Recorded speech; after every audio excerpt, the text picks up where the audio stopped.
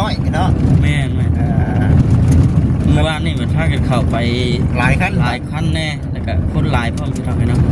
บ่ฮู้ว่าชาวบ้านเฉพาะในบ้านเพิ่นน่ะเพิ่นสิเว้านำน้องเพิ่นจังไดก็บ่ฮู้นะว่าคือเฮาเห็นนั่นแหละเฮาไปบ่ได้มีจุดประสงค์หลายอีหยังครับมีแต่ไปนะทำคำก็เลยว่ามี2แบบว่าอยู่สวัสดีผู้เจ้าผู้ชมนั่นเองขอญาติผมเคยเห็น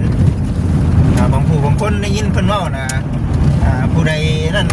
ปุ๊บเขานอนนั่นจะมีเลย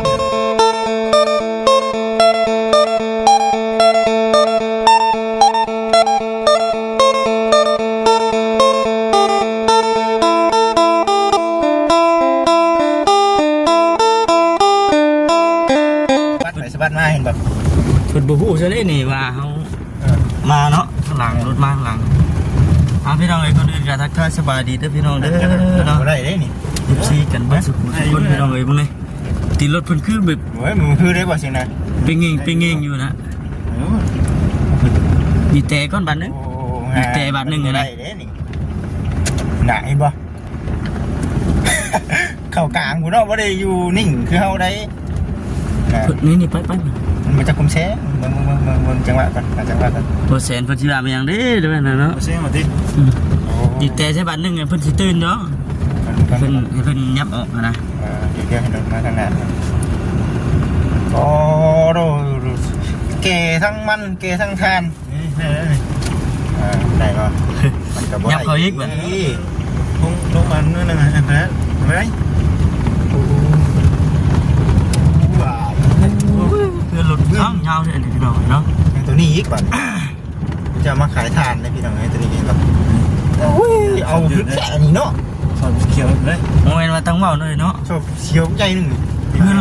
อนรถแต่ละขั้นวายซ้ำกันเบิดเลยจะเอาบุญเย็นเลยมาเสียกันเลยแน่หนีมาขายอยู่นี่วัดนี่เบิ่งเลยเจ้าสาวเบิ่งเลยรถไทยบรรทุกได้เบิดเนาะบรรทุกไทยเนาะมองเนี่ยลึกพูดเดือนนี่ซ้ำกันเท่านี่ได้เงินเป็นไงแล้วนี่เนาะเป็นบืดไหมได้พี่น้องเนาะบืดไหมเอาเนี่ยพี่น้องเนาะตอนนี้ก็กำลังพากันกลับด้วยพี่น้องเด้อเนาะเป็นมือที่2สบายดีเนาะนี่ทางเขาเกิดมาเนาะทางสิเมื่อพากันกลับผู้แหละบ้านเป็นพวกใหญ่แหละบ้านพวกใหญ่ผู้แหละเป็นคลิปสุดท้ายเนาะมานี่ก็มาทางผู้เฒ่าจุ้ยบ้านสิไปเห็นน้องเวย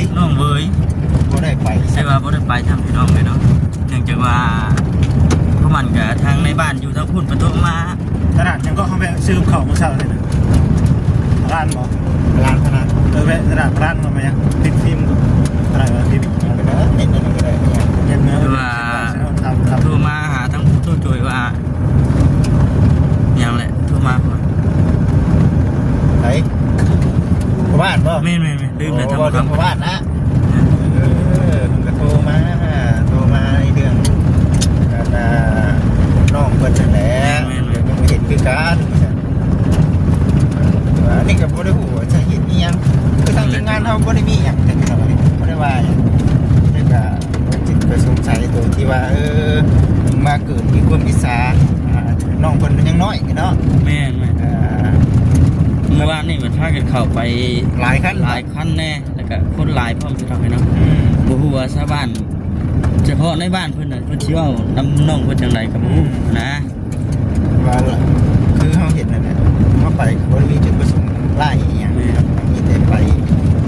และทำคำก็เลยว่ามี2แบบว่าอยู่สวัสดีผู้เจ้าผู้ชมนั่นเองขอญาติผมเคยเห็นบางผู้บางคนได้ยินเพิ่นว่านะผู้ใดนั่นปุ๊บเขานอนนั่นจะมีได้พี่น้องเอ้ยเป็นลี่ก็มีที่ตะพื้นว่าแต่ว่าสำหรับน้องเพิ่นน่ะคือเฮาเข้าไปก็ปกติเนาะปกติเพิ่นก็บ่มีท่าทีกริยาย่านหยังนะพี่น้องนี่เถียงนี่ยังอยู่นะไปจังว่าฟังไปเบิ่งว่าสิเป็นอะไรในเรื่อง นั่งน้องบวยเพิ่น แม่นบ่ละโอกาสหน้าเนาะบ่เราขึ้นมาก็จังสิได้พากันมา ข่าว เยี่ยมยามอีกหน่อยเนาะ เราคำตอบจากทางบ่หลาเพิ่นคือบอกว่าประมาณจัก2-3 มื้อ แม่น สิเว้าเกี่ยวกับทางน้องเพิ่นเนี่ยทางเบิ่งว่าเพิ่นสิไปซื้อเครื่องซื้อของให้บ่หรือว่าจังไดเพราะว่าต่างคนต่างมีใหญ่เพิ่นชดช่วยบางส่วนนี่ก็ยังบ่จักคือกัน แต่ว่าเฮาฮู้เล็กๆเลยก็คืออย่างไรฮู้นำบ่แอนบ่ บ่แอน บ่แอนบ่ บ่แอนเนาะบ่ให้เราเป็น เนื่องจากว่าเรากลับมาแต่พุ่นแหละพี่น้องเอ้ยเพิ่นว่าบ่เห็นว่าซั่น เฮ้ยทางที่เตาเฮ้ย ชาวบ้านเพิ่นไปหาก็ว่าบ่เห็นว่าซั่นบางที FC เพิ่นคอมเมนต์เข้ามาก็ว่าเหมือนไปนอนอยู่ถ้ำบ่นะ แม่ ถ้ำวันเราที่ว่าเราเคยไปอยู่ไปเช้านะ อาจจะเป็นไปได้เนาะน้องเว้ยไปไหนพี่น้องเอ้ยนี่ ยังไม่รู้สาเหตุเลย แม่น ที่นี่มีคำตอบเด้อพี่น้องเด้อเนาะ บาง โอ้ ท่าน มันยังนี่ เอ๊บ อุ้ยลงคลองบ่นี่ บา เนาะ งท่านเพิ่นก็คอมเมนต์เข้ามาว่าเราน้อยใจอิหยังนะบ่แม่นเราไปคิดชั้นคิดหยังบ่นะ ว่าบ่เนาะเฮาบ่ เด้ ได้ อพี่น้องเด้อเนาะ บ่ได้เว้าหยังนะ แม่น บ่ใจบ่จักเด้อเด้อ ใจจริง ใจเรื่องหยังเนาะคือว่าบอกกันดีอยู่ได้น้องดีๆอยู่แต่ว่าน้องเพิ่นไปบ่บอกกันแล้วว่าไปใช้บอกทางทีมงานจังซี่ ยังว่าบ่ได้คลองไงเนาะ อันนี้ก็มันก็คล้องเนาะนี่แบบยังบ่จักเทื่อเนาะอันนี้ก็เฮาบ่ได้ว่าหยังให้น้องเพิ่นเสียหาย แม่น แต่ว่าเอารอติดตามชมเรื่องเทื่อเรื่องที่คิดว่าไปเฮ็ดเวียกแหละคิดว่ามันสิง่ายไปแล้วแล้วแล้วจังมาก็ได้ว่าซั่นนะแล้วบ่ทันได้ทันบอกอ้ายซะนะท่านได้บอกทีมงานซะไปดีๆเนาะบาทนี้ เรียกว่าบ่แล้วดีบ่นี่ติ เรียกบ่แล้วเรื่องที่ได้ยินน้องเพิ่นว่าพี่น้องเอ้ยเนาะขีนบ่ได้ คิดใจบ่ได้เนาะ ขีนบ่ได้ในเรื่องชาวบ้านผู้ที่ว่าน้องเพิ่นเคยได้กินน้ำ อืม เขาก็บ่จักเพราะว่าเฮาบ่ได้เคยไปสัมภาษณ์บ่ได้เคยไปสัมผัสกับครอบครัวที่น้องเพิ่นว่าน้องเพิ่นนี่นะ เรียกยังบ่ทันแล้วบ่เด้อเฮาบ่อยู่กินอยู่น้ำเพิ่นแน่ได้กินได้เช้าน้ำเพิ่นแน่บ่สิ ค เนาะ นแม่นคนที่น้องเพิ่นว่าน่ะเคยไปอยู่ไปเช่าบ่มีก็ไปขอกินน้ำว่าซั่นในเรื่องที่เพิ่นใช้เวียกใช้งานบัด นี่ก็มีสองอ่ะในบ้าน บ่ไปบัดบ่ได้ แม่ คือเป็นปัญหา จำเป็นต้องได้ไปเฮ็ดเวียกให้มันแล้วเนาะ แล้วสาเหตุที่ว่ามันอยู่ในกรณีแบบนั้นนะเลยว่าเอาไปเมื่อวานนี่ก็ญาติเนาะเมื่อวานนี่ก็ชาวบ้านนี่เนาะเราไม่ญาติ ชาวบ้านก็แตกตื่น ชาวบ้านก็ตื่นเนาะ โอ้ย สมกับซีเพิ่นคอมเมนต์ได้ซีเพิ่นว่าระวังชาวบ้านเด้อเนาะระวัง แม่น ระวังลูกหลานน้ำบ้านน้ำเมือง ตื่น เป็นคอมเมนต์มาบอก ตับส้นบดพี่ได้เมื่อวานนี่เนาะ แล้วก็ดี ๆแต่ว่าบ่ฮู้ว่าเพิ่นย่านในแบบใดเฮาก็บ่ฮู้แบบนี้เนาะบ่สิเนาะจะคิดว่าจังได๋ ซีเมนต์ญาติ เม่นเข้ามาพี่น้องคิดมาไหนย่านแบบใด จักซีเมนต์ญาติจักซีเมนต์นาไปเวียกพี่น้องเอ้ยตัวนี้นะแต่ว่าสิ่งที่แน่ๆน้องเพิ่นนี่คือน่าสงสารดีเพราะว่าเป็นนั่นคือว่าชั้นหนึ่งคืออยู่ตัวคนเดียวดอนๆอันนี้ของแท้เลยพี่น้องรอดแท้เลยได้ผมคิดว่าอยู่คนเดียวบ่มีพ่อมีแม่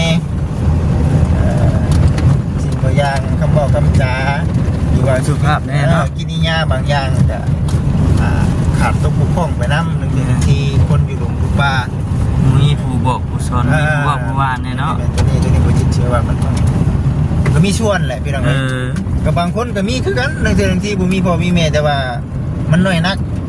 มันก็มีมันบ่คือกันบางทีก็สิเป็นแต่ว่าเขาเจ้าจักความมาตั้งแต่ขึ้นอยู่กับตัวเขาเองเนาะมันก็สิเป็นอย่างนี้ได้ อันนั้นผู้คนเขาบ่จักกับบ่จักใจดีได้พี่น้องเอ้ยเนาะ บ่จักกะดีรอเนาะ น่ะโอ้เป็นตะกินแท้นี่บ่ซิงนะ เนาะ ไม่ใช่เป็นติ่ง กินยามบ่ ยาม ช่วยอยู่ดิ นั่นก็โอ้เป็นตะกินดีปึ๊บ ผมตรวจดิดิ ตัวยามจะกินข้าวแล้วบ่นี่เนาะโอ้สูงรถเพิ่นอันเดียวบ่น่ะ แม่นโอ้สองอันแต่ว่าไม่เบิดลำ ไม่เบิ่ลามแม่นบ่ โคตรโพนี่พี่น้องเนาะ เฉพาะจังบรรทุกหลายเนาะ พูดป่ะนี่ดิ ไปเลยไปเลยไปมาฮอดทางยางไปที่ผู้ใหม่แบตกับเบิดไปดิโอ้ เอาสร้างได้ ว่าจังไหนก่อน ได้ ไปคลิปก่อน คลิปก่อนเนาะ เราลงกับ FC เมื่อนำทางเลยพี่น้อง แล้วพี่น้ เนาะ องเอ้ยอยากขึ้นมาอีกอยู่บ้านพ่อเฒ่าจุ้ยก็คือว่าแน่แน่คันว่ามีผู้รักผู้ใหญ่เพิ่นสมทบเข้ามาอีกก็ก็สิขึ้นมาอีกพี่น้องเอ้ยพ่อเฒ่าจุ้ยนี่ก็สงสารนะก็บุญวาสนาเราดีได้ล่ะตาบอดมา10 ปี แล้วก็มีจิตใจเอื้อเพื่อเนาะอยากได้น้องนั่นมาอยู่น้ำขนาดพี่น้อง ตลกอีกแล้วก็เราก็อยากได้อยู่พ่อเฒ่าจุ้ยก็แล้วถึงน้อง มันตลกที่5เนาะ แม่น โอ้ยผิดหวังสั่งเข่าหรือว่าจัด มีหลายคนผมเนาะ บ่มีหมู่ป่าหมู่เว้านี่แหละติ ผิดหวังสั่ง เงา เข่า เหรอ โอ้ยเนาะแต่ว่าเบิ่งไปนี่แหละพี่น้องเอ้ยยังให้คำตอบบ่ได้ คนละ 2 มื้อ 3 มื้อที่ผ่านมาคนละพี่น้องเอ้ยเนาะจังสิก็ตอบ คันว่าได้ขึ้นมากับประมาณนั้นเนาะประมาณนั้นแหละได้ขึ้นไปอีกเบิ่งหรือว่าเบิ่งเงินก่อนเงินก่อนเป็นหยังคือว่าเงินเฮาไปพักไปเช้านี่แหละคุมอยู่คุมกินเฮานี่แหละน้ำเมืองน้ำมันเฮาเนาะ แม่น นี่มัน นี่กันมาเนี่ยสิขายของแล้ว เมื่อขายข่าวเลยเป็นบ่ คือบุจิตหาแนวขายก่อนค่ะจะว่าจะได้ขายข่าวคือเจ้าว่าดิจักบ่ได้ เงินเดือนมัน บ่ได้เงิ ครับ น สิขายอย่างนี้จะเนาะบ่ครับเนาะ ไปเด็ดเนาะ เห็นไปเนี่ย พี่น้องเนาะกำลังพากันเดินทางเมื่อว่าซั่นช่วง 4 โมงนี่แหละพี่น้องเนาะคือเมื่อฮอดบ้านก็สิอยู่ในประมาณ 4-5 โมง 5 โมงปลาย 5 โมงปลาย6 โมงไปนั่น ทำมาเซนเพิ่นยังกลับคือกัน ครับคือการครับคือการ เซนกัน ทางเบิ่งเรื่องที่เปอร์เซ็นต์สิมาก่อนเนาะ แม่นแม่น อยากมาอีกอยู่พี่น้องเอ้ยกันมาได้มาอีกก็ได้ไปเราติดตามรับชมไปกับบ้านเขาเนี่ยนะหนึ่งมาคือในเรื่องการติดมันเนาะติดทานสุดยอดพระเจ้ามีอุปกรณ์มีเครื่องมือครบเขาเจ้าจะรอดไปเห็นไปผมมีคือพระเจ้าเอาไว้นี่มัน บ่รอดรอดโจย โจยบ่รอด ไปติ น้องชายผมฟังไปฟังมาเบิ่งไปเบิ่งมาก็เป็นคนชื่อเนาะ ว้าวนั่นแหละมันตรงกันนั่นแหละรอลงสุดไปพี่น้องเลยลงไปน้ำกัน มีโอกาสจะขึ้นมาใหม่อีกเนาะว่าจะเนาะ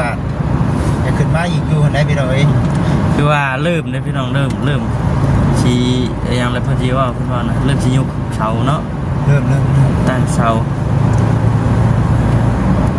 เป็นวันพฤหัสนี่แหละ อาจจะเป็นวัดประหัตทางไปใช่ไหมอะไรกันแท้กันนะอะไรกันแท้กันรอส่งไปน้ำกันสิ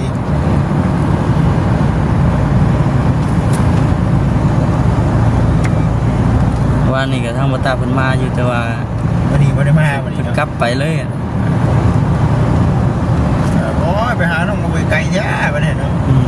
เลยดิ หลาบเลยไกลได้ที่เราไกลจากกันนะบ้าน ทางก็ยากอยู่ ทางก็ยากมัน แต่ทางยากมันรูปซักบ่กระเป๋าก ระเป๋าเนาะกระเป๋ามันเบาป่ะ ถ้าเพิ่นลุยคือเก่าติเวลากระเป๋านักได้ก็ไปได้ป่ะ เบาเบา เนาะจะดีแน่พี่น้องเอาขอชูไม่อีกเนาะ FC เดี๋ยวชีนั่นเนาะ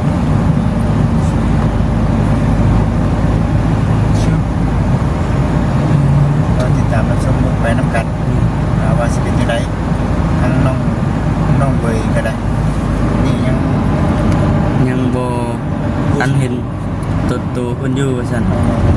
ตามหา ตามหาอยู่ชาวบ้านเพิ่นก็ได้ถึงว่าทีมงานเฮาสิกลับไปก็แต่ทางชาวบ้านเพิ่นนั่นแหละเนาะติดตามหาอยู่ ตามหาอยู่ซะตอนผมประชุมไปนำกันแล้วเนาะ อินเตอร์สิจบคลิปแล้วบัดทีนี้ ได้แล้วบ่ แม่นอันใดก็ฝากให้ได้อพี่น้องเด้อเนาะฝากเข้ามากดติดตามรับชมเบิ่งให้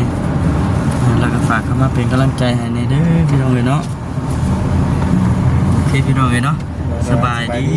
สบายดีเด้อพี่น้องเด้อ